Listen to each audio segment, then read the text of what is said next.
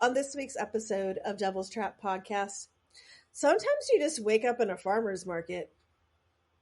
And it's amazing.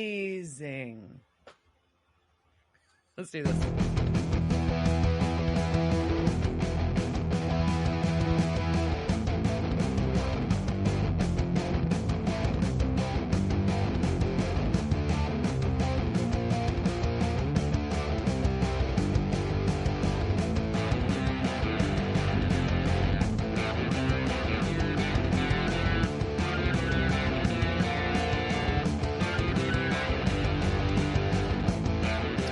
Welcome to this week's episode of Devil's Trap Podcast. My name is Diana. And I'm Liz.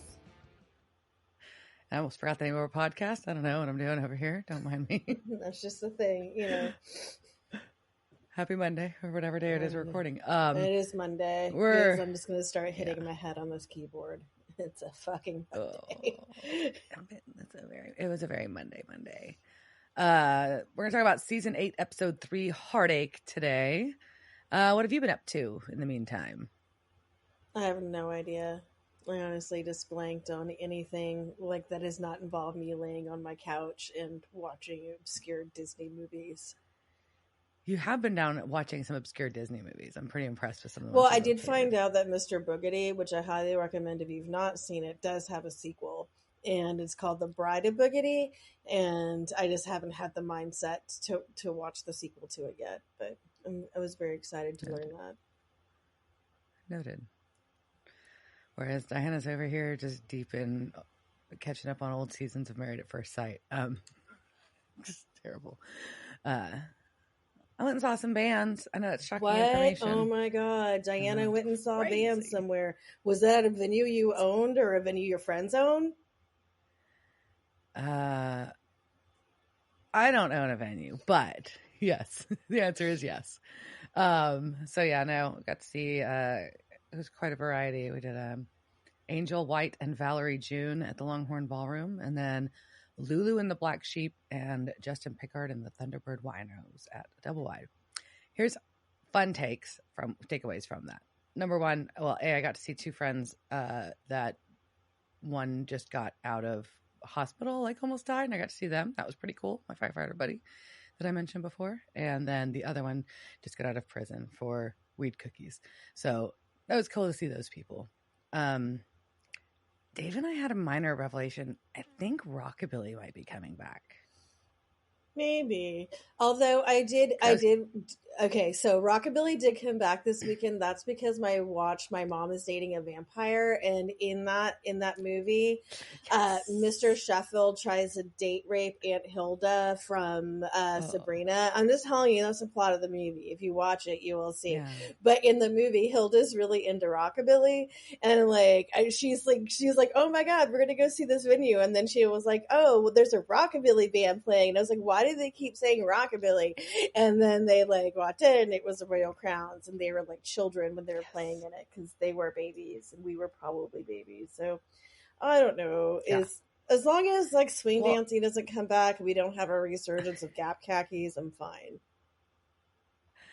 Well, it was pretty funny because the bands they're not Rockabilly bands, to be clear, but they've got definitely that throwback. Well, I think one of them is, but they've got that throwback vibe, and it was just people were really into it. And I started doing the math. I'm like, okay, so if everything's on a 20-25 year cycle on being popular, even in subculture, we're hitting about that from the last big Rockabilly revival. No, I'm talking about the Justin Pickard. Okay, I was like, oh, yeah, not Valley June. No, that's soul throwback, but. Afro soul folk music. She was solo playing a mandolin. It was crazy, but it was the Rockabilly vibes at Double Wide were very different than the solo soul folk vibes at Longhorn. But anyways, those are my stories. Just my observation. Yeah, no, but the cycle would be on right. Subculture popularity. As the time goes, the cycle goes. It would be correct. That's what I was thinking. I was like, it just dawned on me while I'm standing there watching it. I was like, oh shit, it's the cycle. It's happening. So, and Dave did get us swing dance classes, by the way. So Dave and I are going to go take a private swing dance lesson. I could just teach you. Well, I mean, he was being cute. I know, it's cute. I'm gonna vomit. And it was for a fundraiser, so it's whatever. But we'll go do that. Yeah. Is it West Coast or is it? Yes. Okay. At least it's not like Jive or something. I say this like I used to teach swing dancing people. I'm not just shitting on this. Like I'm shitting on it because I did it for too long, and after you did it for so long, like I just No, and I generally know like I know the basic step. I can follow. I somebody. think we've danced together. I think I have we have. I was like, no, I like I'm just not good, so that'll be fun. But it's something to go do. Yes, because you clearly don't have enough to do. Filling up your time was obviously the problem that you needed to solve. I know. Speaking of things to do, this weekend we're going to the Lone Star Paracon in Shirts, Texas. We're going to the fabulous Shirts, Texas, where we can't speed or we'll get a ticket. That's what I know about Shirts. That's what we know. Well, we're going to go to see some speakers, talk about paranormal and cryptids and all kinds of things. They're all famous, but they're like famous if you watch the Travel Channel. They are. I was talking. I guess I don't watch enough of those shows apparently, but I was talking to my parents. And I was like, "Yeah, this could be on there." My dad and my mom were like, "Oh yeah," and I was like, "Oh yeah, I watched part of that series." Like, I was like, "Okay, y'all know almost more of these people than I do," but. Yeah, no, I mean, my mom watched a lot of I don't know. That is also a mom and Liz can watch together thing. We could watch some of those, and she'll be all right. But my dad was always kind of into some of the stuff. Like we would watch like some of the like X-Files or like Star. I mean, like no, it's not the same like Star Trek, like sci-fi and like spooky and paranormal stuff together. Yeah, I remember the time like my dad and I shared that we both liked True Blood, and they were watching True Blood together, and then I get like a sex scene started, and I was just like, oh shit, and I was like watching it, and I was just like, oh no, don't suck his dick, don't suck it, oh no, they suck it, I'm just look at this carpet, it is so interesting. I do not know what is happening on this television, Father. Of course I would never watch this show. I don't know what's happening. What are they doing? I've never seen that before. Do not ask for an explanation. Just don't ask for an explanation. Anyways, all right. So we're going to talk about this dumb show. Yeah, we'll talk about our show. All right. So we are talking about season 8, episode 3, Heartache, and I have heartache about this episode.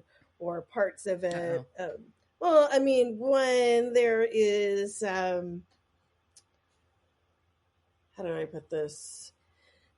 Cultural liberance, though the cultural, because I don't want to say it's appropriation. It's along the lines of like, they took some stuff, and they took some stereotypes, and they kind of blew them up.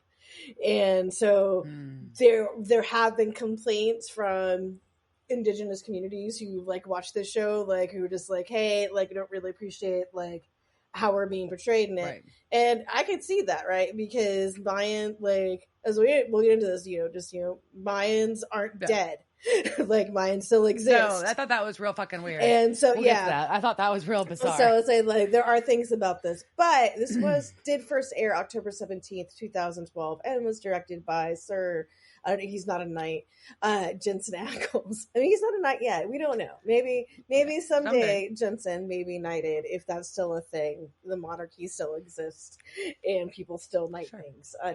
Who knows? Who knows what the next generation of British monarchy will, or maybe the United States will be able to knight people. Who knows? You never know. Like, so the way, when our lizard people win the election in 2024, maybe they start knighthoods again, but it means something completely different. So this was written by the couple that we do like, Brad Butner and Eugenie Ross Lemming. And so let's just start with one exercise. So like someone's just running and like my knees just hurt, my tits hurt, my knees hurt, like just watching that like on the concrete. It's not good. It hurts everything. And it's like nighttime in Minneapolis, and you have to like I don't know. Also, Like, we learn later this dude is on, like, he doesn't live there. Like, he's on a work trip, so he chose to go running outside of his hotel. And I know, like, coworkers who've done that, like, who do that, like, when I've been on, like, business trips. Yeah. I'm like, the fuck is wrong with you?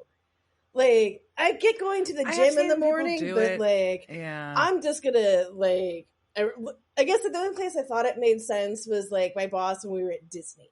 Because, like, yeah, you can go run around that property. That makes sense. But yeah, but like, you don't know the area. You don't. Maybe it's just because I'm a chick out there. Like, as a chick, like, I'm just like, I'm not gonna go running around a strange neighborhood. That seems like a well. There was nobody out, so this is obviously a weird time or a secluded area. It's a terrible idea. It's not safe. Not safe. What if you just fell and broke your leg? You couldn't even get up and get out of there. That's the type of shit I think about. Because, like, what if there was a coyote or an owl? Oh, that was the other thing. There is a giant owl in my neighborhood, and now I'm terrified for all my neighborhood cats. It flew over my head. And also, if you guys don't know, if you go watch any of the true crime stories about the writer whose wife died, and they all think that she was killed by an owl. So I had an owl, like, fly over my head that was much like that. And I was like, oh no, it's gonna, like, stab me in my head. But it had, like, a snake or, like, something in its mouth, and then it went and ate it in the tree. And then I was standing, like, on my driveway, staring up at, like, watching this owl, like, eat the things. Was, like, kind of in the trees, and the neighbors came home, and, like, as I'm standing, I wasn't in their yard, it was in my yard, but I'm just standing there staring up at the trees, and they're like, like, the fuck is wrong with their neighbor? And then I was like, you've got an owl. And they were like, oh. And then we all sat there and stared up at the trees. And I wish someone else had, like, driven by, and, like, someone else could have. Watch y'all join the party. Yeah. Get some weird, like, gathering of the owl. Yeah. So, but I haven't seen, like, I've been checking. Well, it's also been, like, pouring. But now I'm afraid. Like, every time I see a cat walk down the street, I'm just afraid I'm going to see that owl just, like. Oh, swoop it up. And then who do you choose? The cat or the owl? I mean, I choose the cat. But, I mean, that's a tough call. Anyway, sorry. Sidetrack. So, dude running in park, not getting eaten by an owl. Not getting eaten by an owl. But he's like he's like jogging like a nice, like, normal slow jog. A normal jogging pace. Yeah. Yes. With headphones in, which is also dangerous, by the way, when you're in an unfamiliar area. But that's the thing. And some guy that's like kind of sprints past him.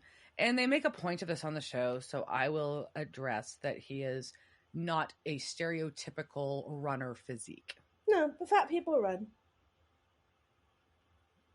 So the jogger, like, comes around a corner after this guy passes him, and this runner dude is stopped on the path in front of him, and it's real awkward. When I would have been like, whoa, why do you stop and shake this guy's hand? You fucking keep going, brah. Mm-hmm. But no. Jogger stops just to, like, hey, you're fast. And the runner grabs his arm and then rips his heart out. Well, at first he says he does a lot of cardio. And so now we know that cardio is slang for taking people's hearts.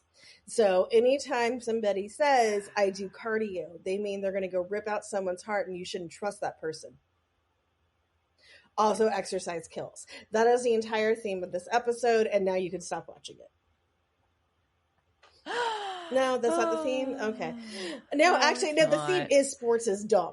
That is the thing. I did cardio this morning. I'm not allowed to do cardio for 5 more weeks. I figured. No, wait, shit. No, I was allowed to do cardio after a week. No, it hasn't been a week yet, so I'm not allowed to do cardio yet. Not yet. Yeah.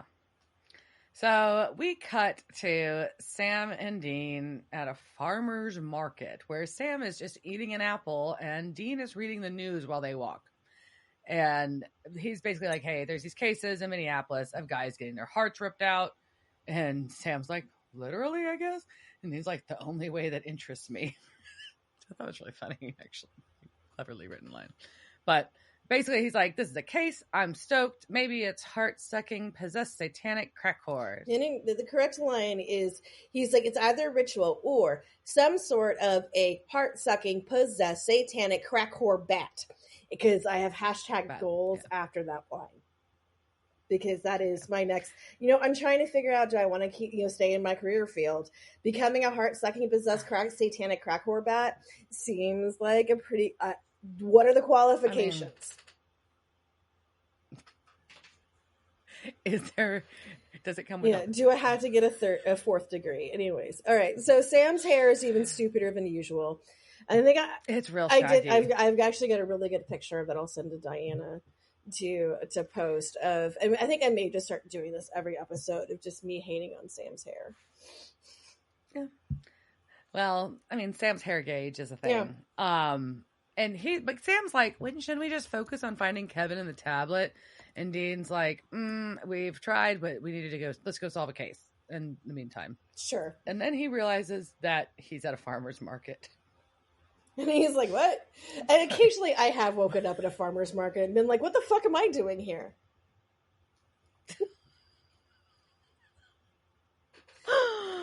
Oh, well, so we've got them in suits at the police department looking at the case file.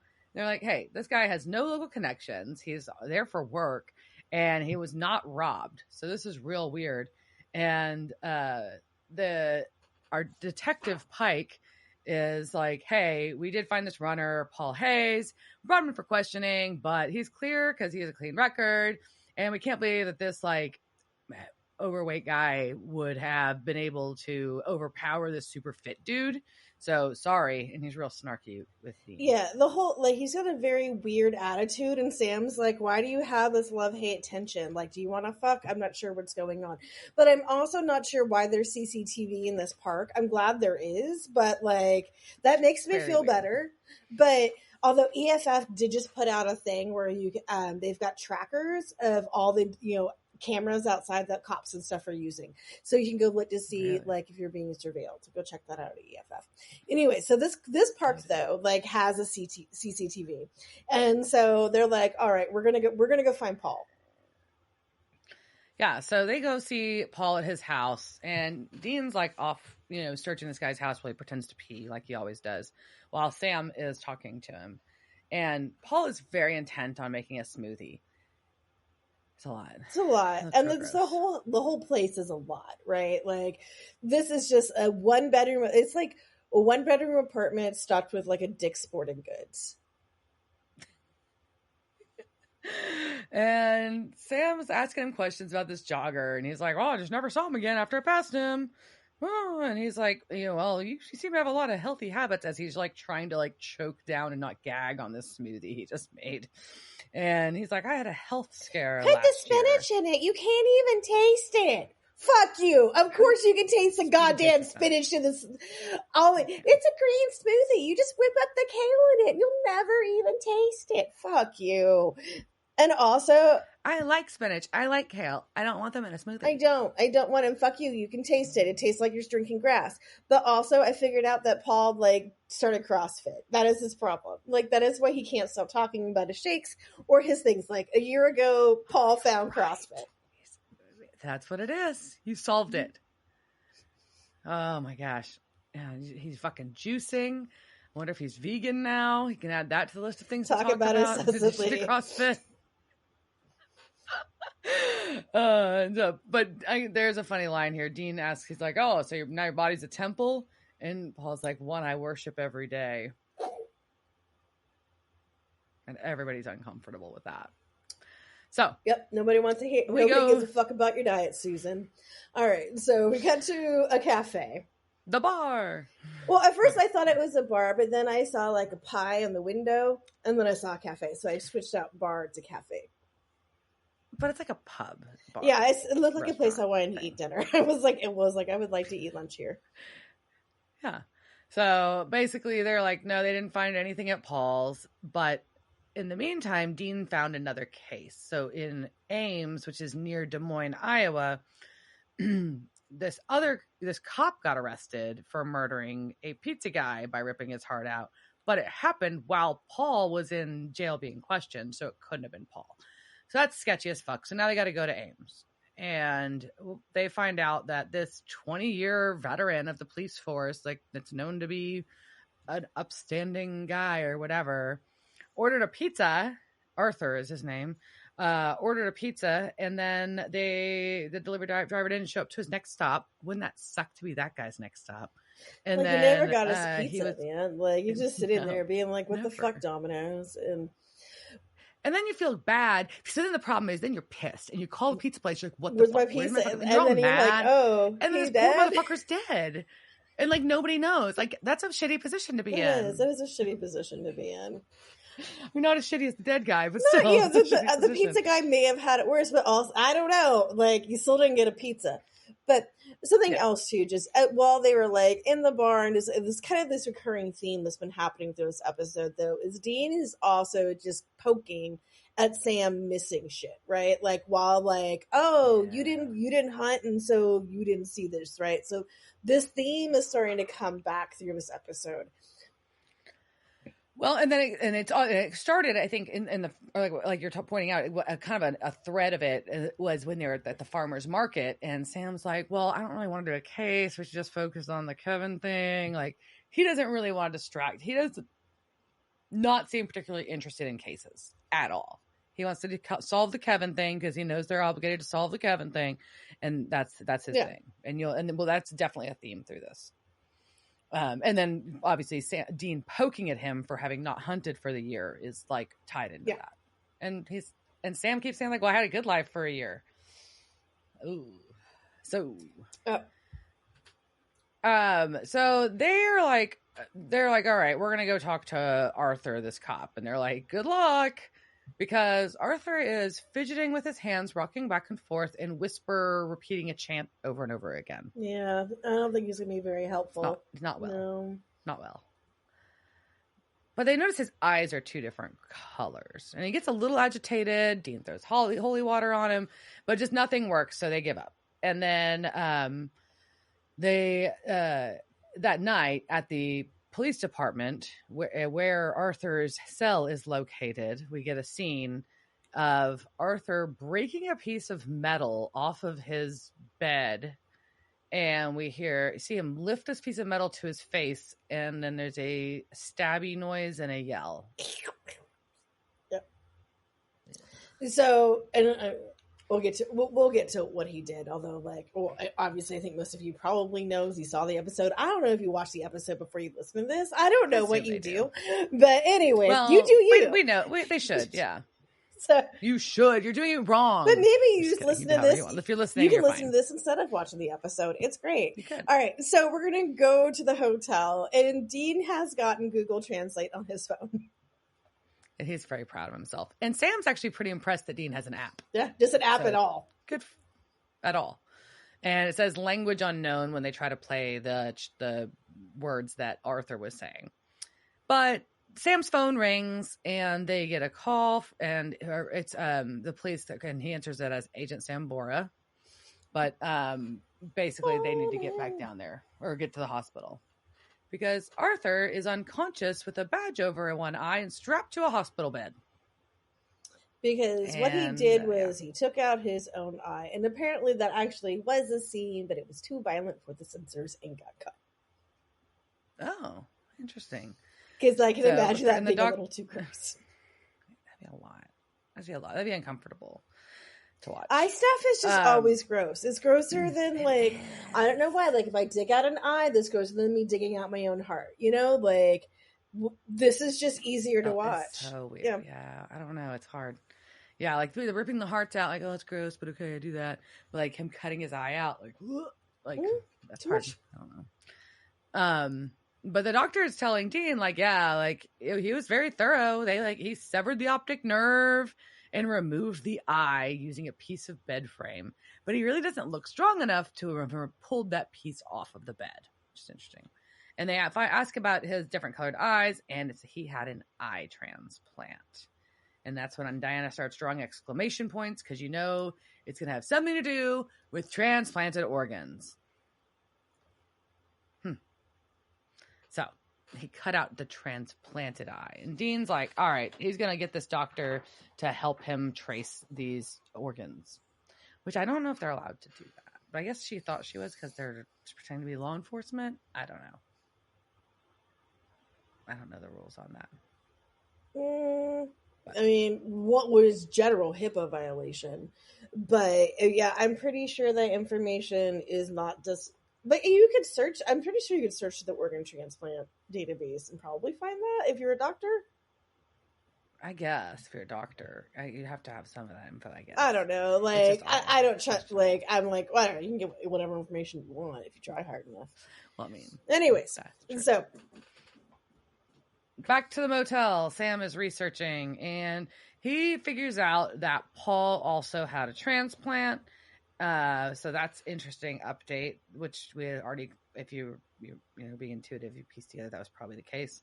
And he decided to email the audio of Arthur to Dr. Morrison, or Professor Morrison, that we had met in the previous season, aka the mayor. So yes, so he can help them translate it. And Dean's like, great, well, we've got a pattern, and the next attack should be in Boulder, so we got to go. And that is an 11-hour drive from Ames, Iowa. So, yeah, you should get on the road. Sure. Ames was only about a 4-hour drive from Minneapolis. So that wasn't as bad. But 11 hours, man, like, that's a long time to be in the car with each other. That's a long time. It is. So we cut to a scene before they arrive, and we are at the Bunny Hole, a strip club in Boulder, which has a lighted sign that says rear entry. And this was actually a real strip club called the Paramount Gentlemen's Club in British Columbia. Oh. Because this wasn't a set you can make. This is the one. We've got to go use a real one. Shocking how that worked out. Of course. Mm-hmm. Yeah, convenient. So we got this is a weird scenario, like the way the scene plays out, where it's like a patron fan, I don't know what you want to call him, dude in the alley waiting for Randa, the dancer, to come out. And he's like, oh, I loved your performance. I never do this. Yeah. I'm like, why are you in the alley? Okay. Well, the thing is, though, is maybe because if you've ever left a strip club at the end of the night, there are always dudes waiting outside for the dancers. And sometimes there are reasons for them to be waiting for those dancers.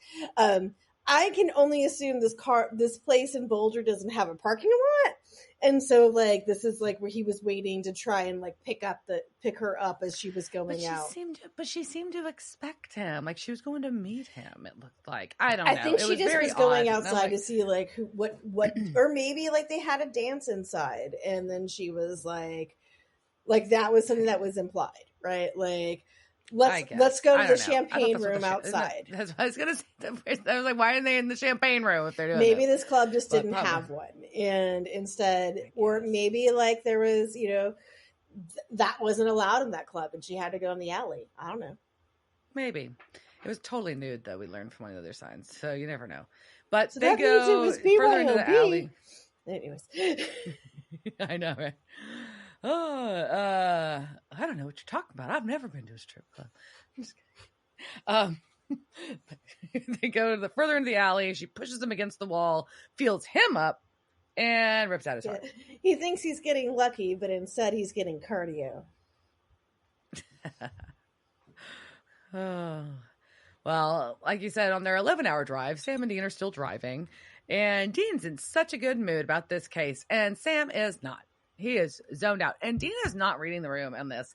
He is just still trying to, he just thinks like Sam's going to shake it off. I don't know what Dean is thinking here, but Dean, they basically Dean's all happy and I just got a new perspective after that year in purgatory. And I think we both have a new perspective, and they do, but it's both very different perspectives. But and one time that's I don't think it's a new perspective for Sam. This has been Sam's MO since season 1. That's true. He just remembered what he loved. But he seemed to, I really think he just kind of went back to oh, remember when I wanted to go to Stanford? Yeah, remember I wanted a normal life, and now I can have it again. Yeah, so I don't know. But doesn't that make this real shitty that he can't have a normal life if Dean's around? Ooh, because that's how he feels. At least, obviously. Yeah, we'll keep ripping this apart, but we're gonna go back to Dr. Kashi. Yeah, who's calling Dean and telling him about who the donor was. Yes, and it ends, and he's like, ends up there's a bunch of them, and they're on their way to Boulder still, but the Paul's kidney and Arthur's eye came from Brick Holmes, who's all pro star quarterback who died in a car crash last year after a long football career. And there's 8 organs total, so they only know about 2. That's not ideal. Not ideal. No, it's not. So we're going to go on to Boulder because Brick lived outside of Boulder. Yeah, and that's the only lead they've got right this second. And we do cut to a scene with Randa, our stripper from the previous scene, with really good makeup and a really cool ring, doing a ritual, and then she fucks up her makeup by rubbing blood all over. That is her new beauty routine. Anyways, but it's the same chant Arthur was doing, so that's interesting. And then she takes a bite out of a heart. Yep, she's also trying a new diet. She's thinking she wants to get some more iron and protein in her life, and that makes her eyes glow red. Yes, glowy red eyes and chest and weird background effects. So they get to, Sam and Dean get to Brick's house, and they are meeting with his mother, Eleanor. It's a brick house. Didn't even think of that. That's hilarious. So Sam's trying to like ask about him being an organ donor, and she's like, "Why does the FBI care?" And he's also also fanboying too. He is. Sam's total fanboy about Brick Holmes. We learned that pretty early. And like Dean's like impressive, but not like fanboy like Sam is. So she's like, "Look, there was a campaign a few years ago, and lots of star athletes signed up to be organ donors. So whatever." And she's they're trying to ask her about the accident, and she's kind of deflects. Yeah, she's just and like, then, pew. I don't know what you're talking about. Yeah, take that question. She's a star deflector. That's all I'm gonna say. And yeah, so mom's done. And pretty much just excuses herself to go to an event and tells them they gotta go. So as they leave, we've got Randa on the staircase to talk to mom. And she acts surprised that Randa's there, but Randa's like, no, the house, she calls the house the mothership. That was interesting. And she says that Eleanor needs to be careful what she says because she has Brick's heart and she can feel him, and it's why she moved to Boulder. And yeah. And they have to keep the secret safe. Dun dun dun. Now it's real weird. Just saying. Like that's where I'm like, what the fuck is happening? Yeah. This is weird on a lot of levels. It is. So back at the motel, Professor Morrison calls Sam, and Sam lies to him about getting him added as a technical advisor. And says it does come with a medical plan. And I'd be, fuck yeah, but like, that's a government medical plan. You don't really want it. Yeah, fair. But he does have a translation. It's a dead language, Mayan. And it's the divine god Cacao is born, is what it's saying. Yeah, according to the mayor. So, right. And so the mayor tells him that Cacao is the most powerful god because maize was the most important things in the Mayans, that and torturing and killing everyone in sight. So we're just going to put a pin in that and we'll talk about it later. But Dean also wants to know is what they're looking for, 1,000-year-old culture's God of Corn, which is amazing. Amazing. I appreciate that. Thank you for that one. And they're like, well, Phoenix is up next. The guy's already missing. So Dean's like, yeah, and in the meantime, by the way, Dean's like, I got an email from, about asking about your inquiry for university admissions, which is so weird. Why is Dean getting that email? But okay. So why is Dean emailing? He says that he emailed the cops in Phoenix about another donor. What do you say? Like, by the way, this guy's missing. He might rip someone's heart out. Like, well, I guess you could do but what is the email that Sam and Dean are sharing that works for going to a cop and then to whatever college that Sam's trying to get into? Point. Like, how many? You should not be using the same inbox. One, don't share accounts. It's a bad practice to begin with. But also, is it fake FBI email.gov that goes to, and what is your email, right? Or are you just emailing the police from Gmail? This is from my GeoCities account. Have you seen this guy? Anyways. He might rip someone's heart out. Yeah. So. Yeah, I noticed the email thing. I was like, wait a minute, but that's a good point. And basically Dean's like totally just kind of in disbelief. Like he is in such denial that Sam is actually thinking about quitting. When, again, you took him out of Stanford. That was the whole storyline from season 1. He was in the university. I'm just saying he was one college. Like, why wouldn't you want to finish your college credits? He's probably having that dream that I have, like, every 6 months where I missed a class and I don't get to graduate from college. Like, but he really gets to have it because he didn't actually graduate from college because he missed one class.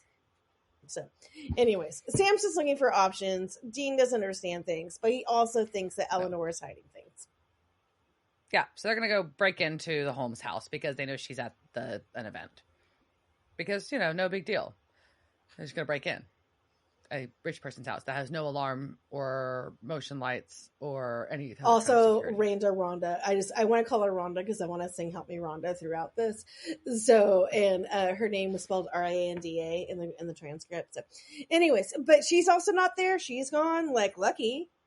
But they didn't know. Yeah, they don't know she's there. But like nobody is there in this giant house. Anyways. So they go straight to Brick's bedroom and start searching his closet because that's what they decide to do. Well, that's the first and I mean, I guess. But Dean's all impressed because he finds peroxide to bleach his hair. That's not how things work. That's not how. Nobody uses that anymore. Yeah, that's not how. Okay. But yeah. But Sam notices that the second closet in the bedroom is all full of women's clothes, including the outfit that Eleanor was wearing earlier that day. And they are pondering why on earth his mother would be having a closet in the master bedroom with her son. Yes, it is a very strange thing to be pondering. Mm-hmm. And while they're pondering that, they do discover a secret door in the closet, which is always fun. Because everybody wants damn straight in the closet.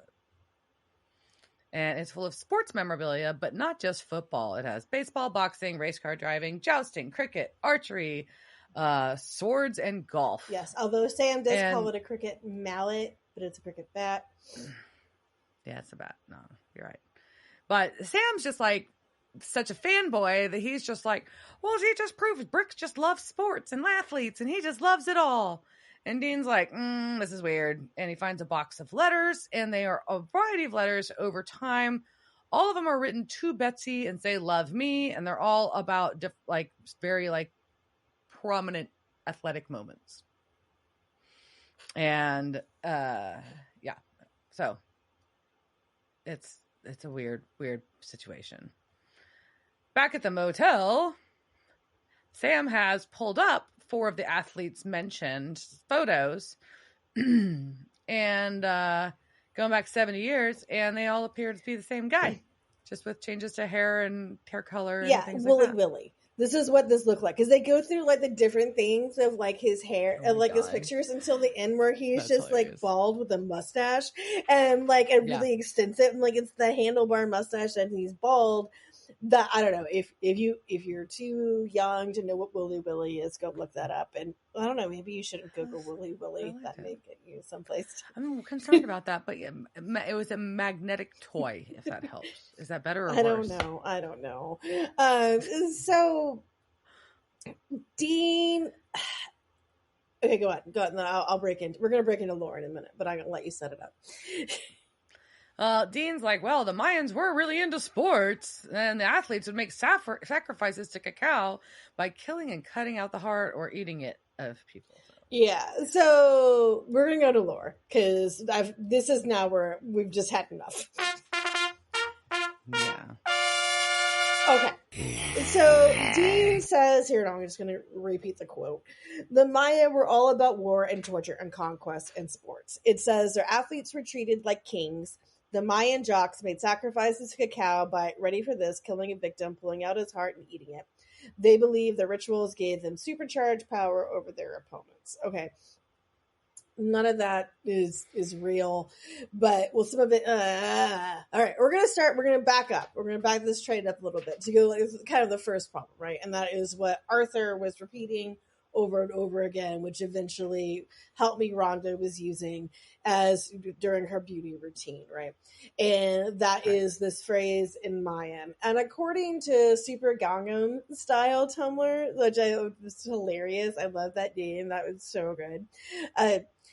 It is basically a version. What they kind of mixed up some classical Maya, which was the lingua franca during the height of the Mayan city-states from about 800 to 1100, which is the ancestor of some of the Mayan dialects of Mayan, which is spoken today by about 1 million speakers in Mexico and Guatemala.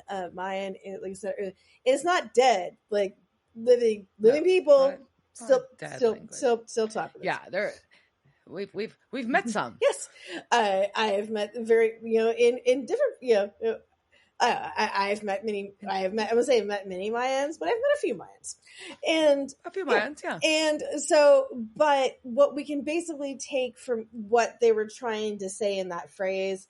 I'm not going to say it because I can't speak English, much less Mayan. But the phrase basically referred to the ruler of a city-state, right? It meant sacred lord. And cacao is the origin of the word cacao. And the last word is the classic Maya form of the verb to be born. So in the show, they're saying the divine god cacao is born. It's not really what it translates to. Also, there wasn't a Mayan god named Cacao. There were at least 150 to 250 Mayan gods, but none of them were named Cacao that I could find. There were about a lot of gods. There was a lot of gods. Well, also, during some of the research I was looking at, there was, depending on where you lived, like you would also kind of have this level of who you were worshiping and praying to could be broken down to, like, you have like your bigger gods, and then that would be broken down to like your city-state gods, like your patron gods who want to be kind of closer to you, and then beyond that, then you would have your ancestors, right? So there's kind of this whole pantheon of levels of different people throughout the universe who are there to help you spiritually. Anyways, hyper local gods. Yeah, so just kind of going through the whole things. And there were maize deities, but there were also about 13 gods that were associated with the creation of humans from maize, according to the creation story in the book Popol Vuh. There is also, oh man, like I listened to somebody say this a bunch of times and I'm still going to say it wrong. So, whatever. There is a maize deity. I can type this shit out if you want to read it, but there is a maize deity that could have been who they were referring to. There was also the god Itzmina that taught the Mayans how to cultivate cacao and maize, and maybe that was him. There was also Uxtal, who was the patron and protector of cacao and cacao products, but there wasn't a god named Cacao. And there also wasn't like a cacao god. Question. Yeah. So the origin of the word cacao, like as in cocoa, is from this, they think? Yes. Or do we know? Okay. So that's that. And it was used that doesn't as have anything to do with corn. No, it's nothing. So that's why it's confusing. That's why they made it doubly confusing, because cacao was a very important part of the Mayan culture. It was used as currency and also chocolate. Everyone, so like, but when you go to these parts of Mexico, they'll be like, come taste our chocolate, like it's a thing, but not maize. That's corn. Yes. When did I eat corn? We like corn. I had elotes this weekend. I'm just kidding. I did. Okay. But it's not the same. So there's that. And then there's also kind of, sacrifice within the Mayan culture wasn't always a bad thing, as when you were sacrificed, those who were sacrificed were thought to go to one of the heavens and not the underworld, Shibaba. And people also started sacrificing parts of themselves, like bloodletting was unusual, including the cutting of penises. Quoting from historical Mexico, the kings or rulers in the Mayan world were expected to perform penial bloodletting, in which they either used obsidian or stingray spines. The bloodletting ritual consists of an individual either bleeding into a bowl, using paper to catch the blood, or pulling a piece of rope or straw through their wound and then burning the lead with copal incense as an offering to the gods. The bloodletting ritual was used as a way to communicate with the gods and the ancestors. I just wanted to talk about that because it's been too long since I talked about dick magic. Also, Blood Bowl. Blood Bowl phone. Blood Bowl phone with penises. But also, there's another way you get. There's Dick Magic Blood Bowl Dick phone. Magic Yes. Blood Bowl phone. Buy that for sale on our new SBN QVC, whatever we're calling it. All right. So, sacrifices of entire people were done through many methods, including but not limited to the heart extraction we saw in this episode, but also spearing, drowning, being mauled by a jaguar, disemboweling, being thrown onto a pile of rocks from great height, or just getting pushed down those massive fucking stairs. Which they do like. They stairs. love stairs so much. And one of the things I saw while I was watching a ton of Mayan stuff this weekend was that part of that was like if you just couldn't, like, if your enemies had to go upstairs. Like, that's just fucked up. Like, you want to get to me, like, you're like, by the time you get up there, you're like, or if you were like somebody who was coming to visit, like, you just can't be like cool by the time you get to the top of stairs. Like, no matter who you are, You're like, you motherfucker. So yeah. But most common was likely decapitation, and also heads may have served as portals to the underworld. So another blood bowl, but just made out of a head, so you can just like cut the top off. And as to whether or not players were killed during ball games, I think anybody who has seen anything about Mayan culture or Aztecs or in general, that region in general has heard, knows about the ball games that were played and how important they were. Yeah.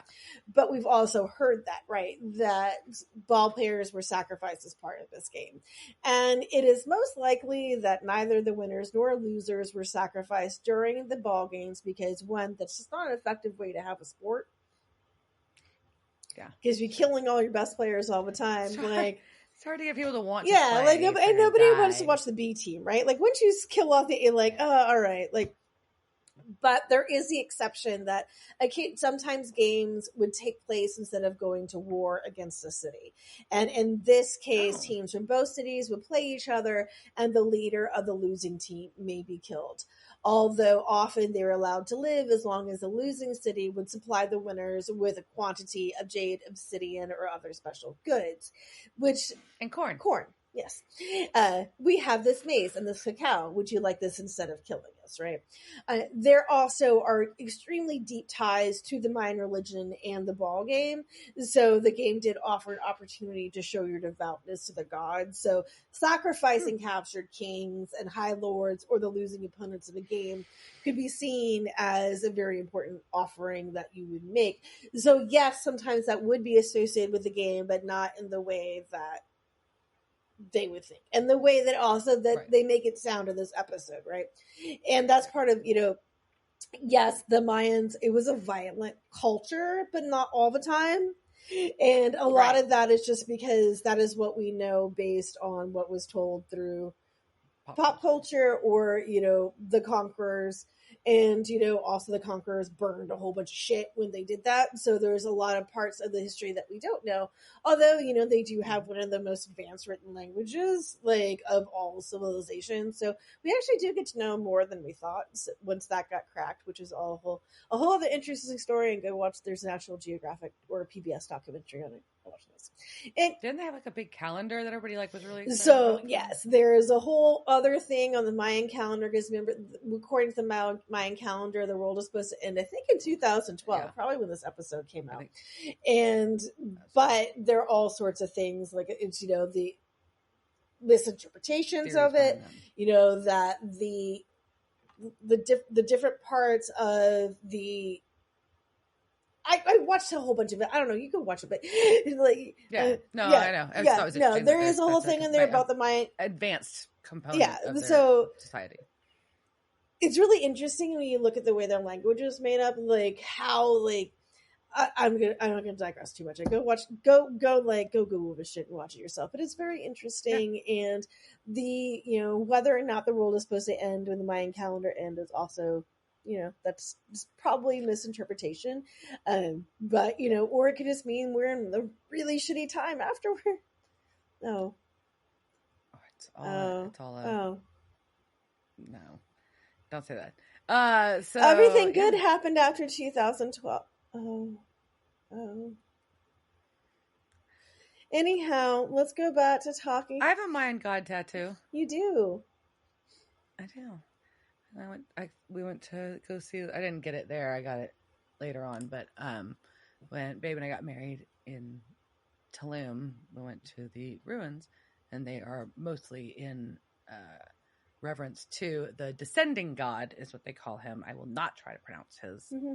Also, yeah. Mayan Again, we're just like we're not pronouncing that. No. But anyways, so we both got those. Yeah, they went and climbed stairs in the middle of the summer, and I went and swam in a snow day. It was raining too. It was not a great. I chose my path, and I chose it well. You did. I was the part of the reason I picked Tulum was I wanted to see fucking ruins on the beach, and I did. You got to see them, and they're fucking stairs. There, yeah. So many iguanas. Yeah, that was just like one of the Mayan symbols that I learned this weekend was the birth was like the birth of a king was represented by like this upside down iguana. Oh, yeah, I love iguanas are part of the language. Like it's just a very artistic language too, which I think is really cool. Like there's a lot of different ways you can spell words. And also, like vocally, the current language is it's a tonal language, which is also why I can't do it because I'm not good at tones. I'm tone deaf. Like, how do you speak it if you're tone deaf?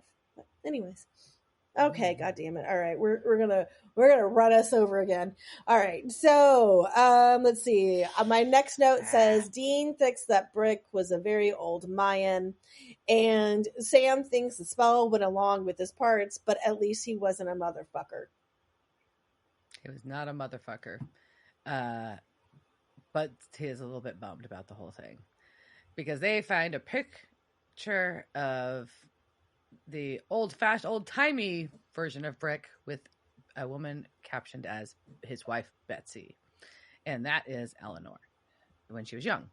So they're like, all right, we're going back to Brick's. It's daytime. We're not put on the suits. We're going as us. It's fine. And Eleanor answers the door and they call her Betsy straight up.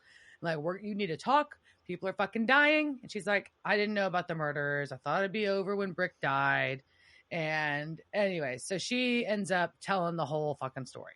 She spills the beans. The cacao beans. The cacao beans. And his Mayan name was Inyo, and he was an athlete 1,000 years ago, but he lived for sport, so he made a bargain with the god. And to stay young, he just had to make a sacrifice twice a year, one for planting, one for harvest. And he would stay young and get to keep playing sports. Get to be a jock forever. And she didn't really realize she was in denial. She kind of figured it out when she started to age. And he was not aging. And then, she's like, but over time, they were so deeply in love that she just ignored that he was fucking killing people twice a year to stay young. So every 10 years, he'd have to emerge with a new look and a new name. And she was a wife or his woman in hiding until she hit her 40s because this dude looked like he was in his 20s. And so then she had to pretend to be his mother. But anyways, he finally was done with it and was like, saw her aging and got sad about it. And so wanted to be done. And that's why he drove off the bridge. Or maybe he was just tired of fucking old lady. That's rude. Just teasing you. That's a surprise. What? But I like her line. He's like, she goes, you must think I'm a monster. And Dean goes, no, just that you married one. Woo. So anyways, now that we got 8 killers we've got to worry about. And she's like, oh no, we can stop this as long as we stop Brick's heart. And she knows who has the heart. See, this is where I have help me, Randa. Help me, Randa. So we're going back to the bunny hole. To the bunny hole. And break in because the stripper would be there during the day. Well, I guess it could be the lunch rush. I don't know.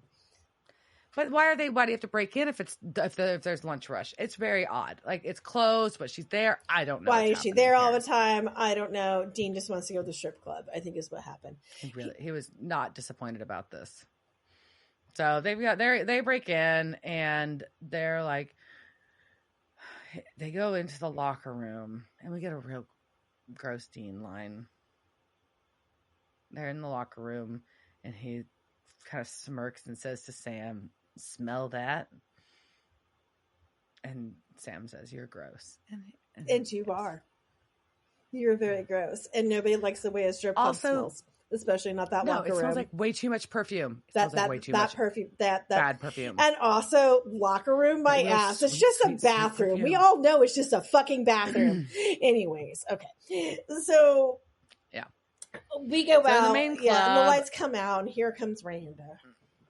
Because of course. And she's all cocky and attitudey. She knew that Eleanor would break, but she's got Paul there and the guy from Phoenix. And so we have we all found each other, and we've now all showed up in the strip club. And they are not going to let Sam and Dean take her down because she knows that's what they want. So they shouldn't have put these in different cities. Like, and they wanted this to happen. This should have been. This is so dumb.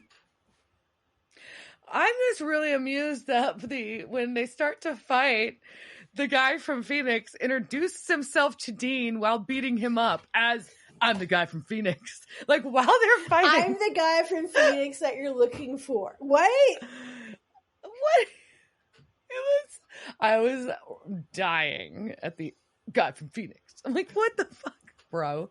Anyways, so Sam gets his bell rung or something. So Dean is being held down on the stage by Phoenix dude and Paul. And they explain that the super strength comes with the package. And Randa's going to give her monologue about how she was a shy girl from Georgia and had a heart condition, but now she's Xena warrior princess. And she straddles Dean and wants to just sacrifice because it's better than sacrificing to a cow. I don't know. Yeah, and then she tries to reach his heart. But she's going very slow because she wants to go slow so you can see his beating heart. But then Sam just breaks a bottle on Paul's head because he woke up.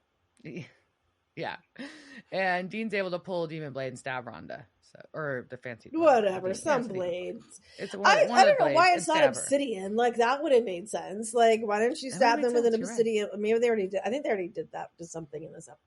I don't know. No, you can use obsidian again. Yeah. Who cares? That just seems appropriate. Anyways, I don't know. That would have been context wise would have made sense, but they don't even say what it was that killed her. They're just like, "Will this work?" And they're like, "Sure." And they're just like, "It's a knife." Stab her. So, yeah, he does. And her chest and where her heart is, her wound and her eyes are all glowy. Paul and Phoenix's have poofs of red smoke come out of them and then they fall down dead. Like, I don't know. And then she dies. It's weird. Yep. I mean, don't get me wrong. I'm not trying to be obtuse here. Obviously, all the supernatural stuff, it's so weird. I get it. But it's just a little bit not. You went a little far. It's a little odd. With not explanation. Yeah. You know what I mean? If you're going to have all this shit happen, you better have a backstory. Does not. Nope. But either way. Don't you know that all Mayan gods, or not even Mayan gods, people who are being kept alive by Mayan gods, when you stab them in the stomach with a random knife, they turn to red and blow up. If they had stabbed her in the heart, it might have made sense. You just stab her in the stomach with this random knife, and then she's going to turn red. And then everybody that also had organs from her is also going to, I don't know, whatever. Either way, they did. And does that mean there's five people does that mean there's 5 random transplant victims or transplant patients who did nothing wrong potentially? They just received an organ transplant, just dropped dead. Well, I'm assuming they've all after years on a transplant they all list. Be yanking out the people's hearts though? Why did only cardio guy and then the guy in Phoenix rip out hearts? Well, maybe they were, but they didn't mean to. Well, that also means like there was also like 5 other dead bodies, right? And like so now, but also Unsolved like murders. all they were doing was like, oh my god, I need a kidney. Yeah, these people spent years on a transplant list, probably, and like finally get like this, like, oh, we've got an organ for you. We found a match. And then they get it. And then it's like, oh, I've got this new organ, so I'm not going to die. But now I've got this like desire to rip people's hearts out. And oh shit, now I'm dead. Yeah. That's a bummer. Yep. Should have gotten your brother's kidney. All right. So they go to Eleanor's house and they're like, it's over. Yeah. And she's like, well, finally I can be at peace. I knew I would be either way, whether you succeeded or if Randa killed me. I'm like, okay, Eleanor, Betsy, whatever the fuck your name is. That's weird. So Sam and Dean get back on the road. Duh. And they're going to talk about how they both want different things again. Yep. And Dean's just like, I love being a warrior. And Sam's like, I don't. As soon as we figure out Kevin and the tablet, I am done. I want my normal life. I had it for that year off. I want it back. Period. And he's just kind of brushing him off. It's just like, that's just the way you feel now. You won't feel it. What? And again, this is where I told you this would come back. Like, this is the way he's felt for his entire fucking life. But as if this isn't bad enough, now we get to get another fucking flashback. And Sam's at the park with the dog, and he's looking for Amelia. He's all worried, running around following the dog. And the dog leads him to a surprise birthday picnic with a cake. Amelia. He's very happy. That's it. Yep. And so he's very happy because he finally got a birthday cake in a field with a dog. And now he's sad. Oh, such a pain in the ass. Picnics are such a pain. Yeah, no, but she dragged all that shit out and like whatever. So, all right, let's go to some casting couch. Casting couch. It's the casting couch. Were they on that show that time with that guy? La la la la la la la la la la la. All right, so we've got first up, we'll talk about Randa Moreno. It was played by Kira Zagorski. What a name, Zagorski! I know, and it's Kira Kyra too. She's been in episodes. She actually did not have a huge well, I always lose the word. Not a massive amount of cast listings, but she's been in episodes of shows like Fringe, Smallville, Travelers, Arrow, 700. She was in multiple episodes on a recurring character in the 100 as Kara.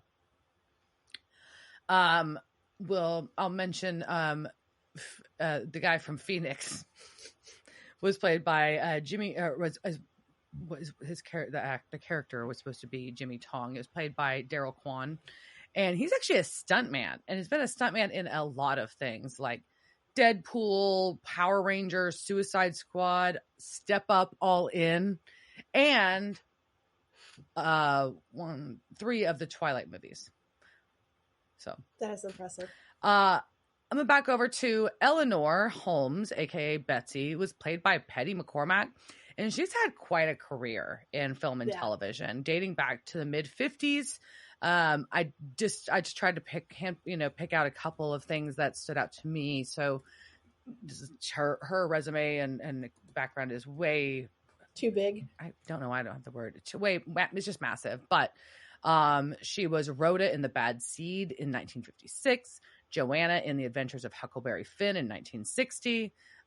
She was Edie in The Miniskirt Mob in 1968, which looks like a really fun, like kind of campy film. She was a reoccurring character in Dallas in the early 80s. She was Mommy in Mommy, the 1995 horror film. She has episodes of shows through the 90s into 2000s of ER, Baywatch, Grey's Anatomy, Scandal, multiple episodes as Liz in The Sopranos. She was kind of cool in 2022. She was in The Bad Seed Returns, and then so like a throwback to her 50s role. Well, the 50s role, she was nominated for an Academy Award. Yeah, It's a big deal. And a Golden Globe. And then she was Pat Nixon in Frost Nixon in 2008. So yeah, she also pretty she's got a illustrious Hollywood. She's got a star in the Hollywood Walk of Fame. That's huge. deal. Yeah. Well, and then She I got would it be in 1960, but she still has a star. wow, that's pretty cool. That's pretty early in her career too. And then I would be remiss if I did not include Detective Pike. This is the detective who was quite snarky about Sam and Dean's curiosity about their runner suspect. Was played by Alan Ackles. Papa Ackles. Yes, and he's not. He doesn't have a huge credits either, but he was in episodes of Dallas, both the original and the reboot. As well as he was in several episodes of the original Walker, Texas Ranger, different characters, but that's a couple of things he's been in over the years. But most importantly, he's Papa. Most importantly, he gave the seed. Of course. I'm sorry. Can't all be winners. No. All right. Like this episode. Well, what sucks, because actually parts of it I really freaking liked. It also gave me the heebie-jeebies. Because I've known some people that have had organ transplants, and it gives heebie-jeebies. Well, we've had an organ transplant episode before, and I just don't like it. Yeah, but I don't know. There was just so much that was. I felt like, here's the deal. I'm gonna say, the Randa thing. I feel like it just was not well thought out. The episode was you know what I mean? I got the concept, but you've got the whole Randa's doing this crazy ritual. You've got all these people that suddenly have super strength, but what did they do? Did they agree to this shit? What is happening? And then you've got, I don't know. It just felt like it was none of them agreed. Well, and it was this multi-state monster thing that's just, I don't know. I think you bit off more than you can chew. You insulted a lot of people. You just you probably just would have been better off without a lot of this. And then I get, the trope of we just got to get back on the road and get hunting. Sometimes that gets a little redundant, right? And this has been Sam not wanting to hunt. It was a thing that happened in season 1, episode 1. This is not a new thing. True. And I don't know. Just go find Kevin. Well, I think I agree. So I don't think I'm totally worn out on the Sam wanting to have a normal life thing. Because I think he got into hunting again. Because I think he decided that he couldn't have a normal life. And then he realized that he could. But I think this, the biggest thing I think it just was not thought out. The storyline. There's too many holes. It was just a lot of holes in chess. But I don't know. It just feels to me like you're ignoring a central part of the Sam Winchester character if you're going to go back to this and say it's new. And I think it would have been a much more that's very true. Interesting exploration, or at least would have made more sense to me if he was I have rediscovered my love for law, my love for learning, something that wasn't just I found a chick and a dog and I realized I wanted to have a birthday cake in the park. Which also, to be fair, you have missed out on a whole lot of life, right?